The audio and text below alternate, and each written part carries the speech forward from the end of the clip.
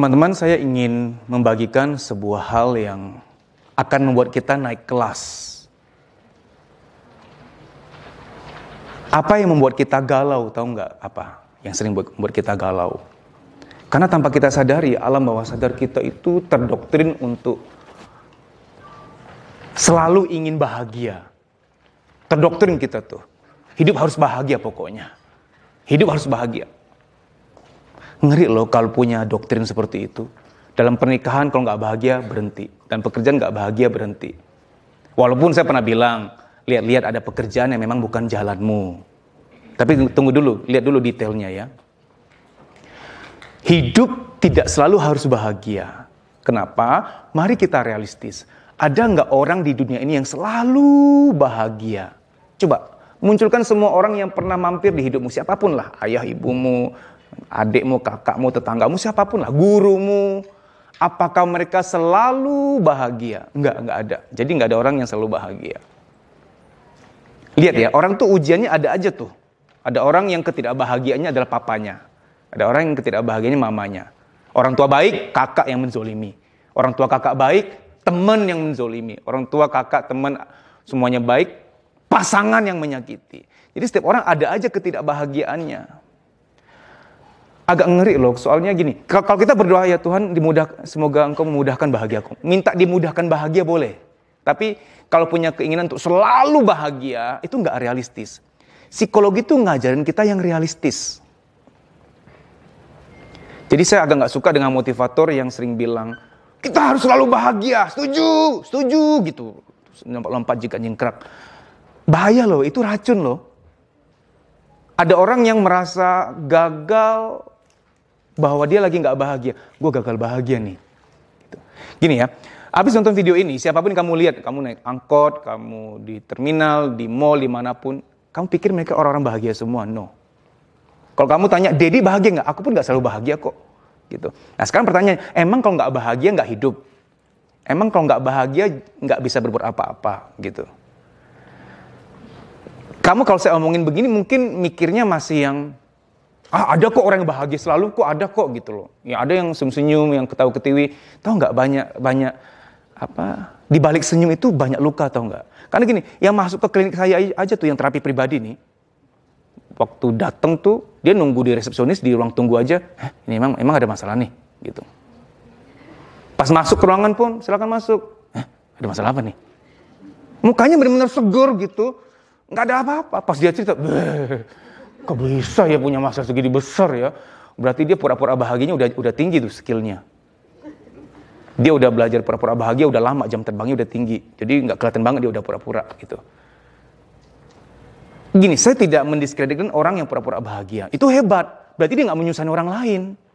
Jadi ada wanita-wanita yang dia tuh nggak bahagia dengan pernikahannya, tapi tetap tersenyum depan anak. Itu mulia. Dia nggak mau bawa beban ke anaknya, itu mulia.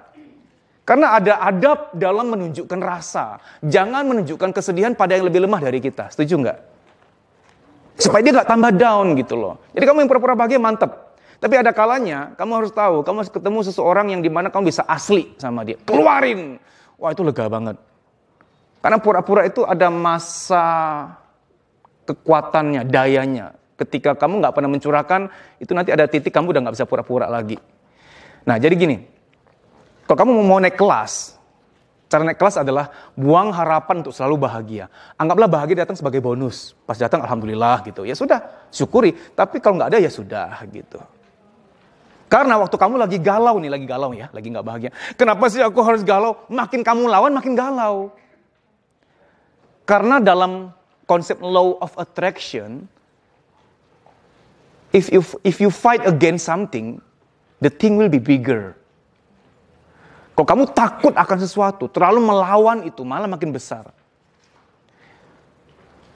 Jadi ketika galau datang diterima acceptance. Jadi kita tuh harus ada penerimaan, nggak apa-apa, nggak bahagia hari ini nggak apa-apa, toh nggak aku sendiri, I'm not alone, aku nggak sendiri. Enak kalau udah realistis tuh enak gitu loh. Kita nggak berharap selalu bahagia. Dan sama anak, hati-hati dalam mendidik anak. Oh anak mami ini, anak papi ini hebat, selalu dapat nilai bagus dia, keren. Nggak boleh loh. Kapan-kapan dia dapat nilai jelek, dia depresi. Sama seperti kalau muji anak, jangan selalu bilang, anak mama ini cantik, selalu cantik. Putri paling cantik di alam semesta ini. Ada loh anak yang pulang-pulang, mama kata bu guru, si Juli cantik loh. Aku lebih cantik kan mama kan. Tuh, dia mau mengklaim bahwa dia yang paling cantik tetap. Jangan. Ketika kamu dapat laporan kayak begitu, kamu ngomong, kamu cantik, Juli juga cantik sayang. Wanita kan cantik. Nah gitu ngomongnya. Karena ada ibu-ibu yang belum lulus jadi ibu. Ngomongnya gini, masa sih Juli cantik? Mana sini? Mana? Besok mama datangin. Ini ibu belum lulus SNI, tau gak? Helm aja lulus SNI, dia gak lulus SNI. Soal cantik, soal hebat, jangan bilang selalu ke anakmu. Soal bahagia juga. Kalau doa boleh. Mama doakan kamu bahagia ya nak ya. Doa boleh, minta boleh. Gitu. Yang benar tuh sebenarnya berdoa, dimudahkanlah bahagiamu. Kita minta kemudahan dalam bahagia. Untuk selalu bahagia, enggak loh. Karena setiap orang ada ujiannya. Nah ketika dalam ujian tentu kita nggak bahagia kan? Soalnya kalau kita tanamkan ke anak, mama harap kamu selalu bahagia, itu bahaya loh. Ketika dia nggak bahagia, dia akan merasa gagal hidup. Gue nggak bahagia nih gitu. Ada apa nih? Gue sial kah gitu? Padahal nggak ada hubungan antara kesialan dengan ujian hidup. Nah jadi mulai sekarang, setiap kali kamu lagi galau, coba kamu ngomongnya begini. Aku terima, aku menerima, nggak apa-apa. Enak loh waktu kamu ngomong, aku galau ya, oke nggak apa-apa. Aku terima, ini juga ujian, namanya juga hidup. Gak cuma aku kok, detik ini di saat yang sama ada jutaan orang juga lagi nggak bahagia. Itu nenangin tau nggak? Ini saya beritahu kamu teorinya ya. Orang kalau lagi ngedown, itu disuruh, ayo bangkit, ayo bangun. Dia malah tambah depresi. Makanya orang kalau lagi depresi jangan sampai ada motivator datang. Tambah tertekan dia. Orang dari depresi itu ditenangkan dulu, menerima ke 0. Jadi kalau dari suhu dingin, minus 30 derajat, dinaikin ke 0 derajat dulu. 0 derajat tuh, gak apa-apa, ini kan memang manusia memang begitu, banyak ujiannya, semua orang ada masalah kok. Galau gak apa-apa, galau. Di nolkan dulu, 0 derajat. Nah nanti ketika sudah 0 derajat baru kita naikin. Jadi kalau kamu punya teman lagi depresi, dengerin dia, setelah denger, gak apa-apa, aku juga pernah punya masalah seperti itu. Itu nenangin, karena dinolkan. Jangan yang, mana kamu yang dulu? Kamu harus bangkit dong. Wah, dia nanti cari pohon toge. Makin mikir, iya dulu gue semangat banget dia, sekarang malah enggak ya. Dia malah tertekan. Jadi rumusnya, orang ketika lagi enggak merasa berharga, lagi galau, jangan dimotivasi. Bukan dimotivasi. Dengerin, biar dia katarsis, dia curhat. Setelah dia curhat, gini loh, aku juga punya teman atau tetangga yang memang mengalami hal yang sama juga. Jadi kamu enggak sendiri. Ya namanya hidup memang. Ya, dibawa ke penerimaan, menerima gitu. Galau itu obatnya penerimaan. Galau itu obatnya bukan motivasi. Ya. Dan hati-hati, jangan pernah ngomong begini. Ah, kamu gini aja. Masalah. Lebay kamu, itu ngeri loh. Dia makin mempertanyakan kemampuan dia. Malah nih ya, kadang-kadang kita ngomong gini, orang lain di posisi kamu belum tentu sekuat kamu loh. Kamu tuh begini tuh udah hitungannya udah tegar nih. Oh itu mantep tuh. Gue tegar ya. Kamu tuh begini tuh hitungannya udah tegar loh ini. Coba aku disuruh kamu. Gak mau. Kamu disuruh jadi aku juga kamu belum tentu mau. Dia menerima. Oh oke gitu. Kan tegar kan relatif kan. Coba ada istri yang dihianati suami. Tetap bisa sabar walaupun mungkin marah-marahin anak. Tapi wanita lain, wah itu udah pakai bumerang lempar-lempar gitu. Kamu tuh begini hitungannya udah sabar. Aku salut sama kamu. Ya namanya juga ujian hidup. Jadi galau itu obatnya penerimaan, acceptance. Jangan dimotivasi dulu. Kamu pasti bisa bangkit kok. Belum saatnya, belum. Sama kayak abis orang operasi dikasih makan bubur dulu, nggak boleh langsung makan rawon setan gitu, nggak boleh. Gitu ya. Jadi kalau mau naik kelas, rumusnya adalah anggap bahagia yang datang itu bonus. Nggak bahagia ya nggak apa-apa. Ini enak loh. Jiwa begini ini enak. Kita nggak ngiket soalnya. Harus bahagia pokoknya. Selalu bahagia. Ngeri banget. Itu yang bikin kita galau tau nggak? Karena hidup ini tempatnya ujian. Mana bisa sih bahagia terus? Nggak mungkin loh. Ya. Nah ini terakhir. Bahagia sama tenang itu beda. Orang yang tenang memang kayaknya nggak bahagia, tapi dia tenang. Nah lebih aman tenang daripada bahagia.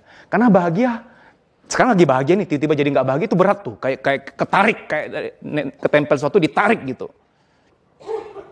Kayak ketempel koyok ditarik sakit banget. Kalau tenang itu kondisi paling aman. Tenang itu kondisi nerimo, nggak apa-apa, oke nggak apa-apa, ya oke nggak apa-apa. Ada seorang dokter anak di Kelapa Gading, rame banget. Aku bingung kan, aku biasanya kalau ke dokter umum itu kan sama dokter anak depan-depanan tuh. Pas aku anti dokter umum, ini depan dokter anak kok kisruh rame gitu. Yang anehnya dokter anak tuh depan-depanan, yang dia ini dokter anak yang sebelah sini tuh kok paling rame. Padahal depannya juga dokter anak, sampingnya dokter anak juga, tapi ini paling rame. Aku iseng-iseng lah mampir ke situ. Mbak, Bu, mohon izin, kok di sini tuh rame ya? Padahal depan juga dokter anak juga buka nih jam prakteknya juga. Tapi kok rame di sini? Ya Mas, kalau di sini tuh enak nenangin. Emang apa sih yang sering dilakukan kok Ibu merasa beliau nenangin Ibu? Dia suka ngomong gini soalnya Mas. Gak apa-apa. Jadi mukanya ditidurkan juga. Gak apa-apa. Jadi ibu-ibu tuh di situ ngantri rame-rame bayar mahal untuk membeli kata gak apa-apa. Ngerti gak? Itu sebenarnya tuh menenangkan gitu. Nah kamu bisa gak ngomong ke diri kamu, gak apa-apa, namanya juga hidup. Ya ada masalah, ada kalanya hak aku diambil, itu ujian untuk rendah hati. Ada saatnya aku dizolimi, itu ujian untuk dewasa. Gak apa-apa. Tapi kok aku sering sendiri ya, gak ada yang bantu aku. Ujian memang sering sendirian. Dibantu malah gak lulus. Gak boleh. Gak apa-apa. Enak loh. Gak apa-apa. Enak, jadi tenang kita. Gitu ya. Baik, dimudahkanlah bahagiamu, dilancarkan semua urusanmu. Amin. Training yang diberikan benar-benar berbeda, full dengan pendekatan terapi psikologis. Dedi Susanto sangat meyakini bahwa di saat seperti ini, motivasi saja tidak cukup, sangat membutuhkan terapi psikologis. Orang yang banyak beban kehidupan dan yang menyimpan banyak kesedihan terpendam dari masa kecil tidak akan mengalami perubahan apa-apa apabila hanya dimotivasi saja. Sangat memerlukan terapi psikologis. Terapi psikologis akan membawa perubahan yang sangat luar biasa. Sehingga basic dari training yang Dedi Susanto sering selenggarakan selalu dipenuhi dengan terapi-terapi psikologis yang melegakan batin. Batin yang lega akan berdampak sangat positif pada kebahagiaan, kesehatan, dan rezeki. Teman-teman, mohon bisa subscribe channel Pulih Psikologi dan nyalakan lonceng notifikasi agar setiap ada postingan video baru, kamu bisa tahu dan bisa menonton. Terima kasih.